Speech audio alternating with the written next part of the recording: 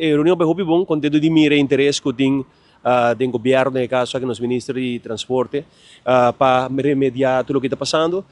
Tur e companhia que está presente, e boa conversação, Deus me dê que está nice. Basta dar ele para o E preocupação está com não tomar ação que lhe é sim da nossa oportunidade. No caso aqui maneira a ministra a mencionar tur custa planificar para 2026, 2028. Pero toca de dina aqui venderam nós também tem oportunidade para trazer de ambos bandas e plan para que você vira a solução para o futuro.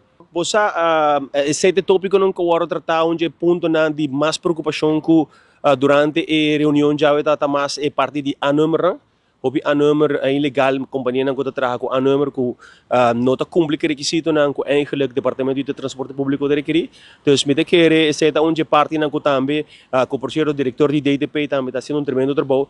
Então, me de querer da parte não que nós como companhia de tours e também rentals também a trazer para adiante, porque no mesmo momento nós mira que tem interesse de parte de governo, de KPA, de DTP mesmo também, conjuntamente para chegar a uma solução para isso aqui.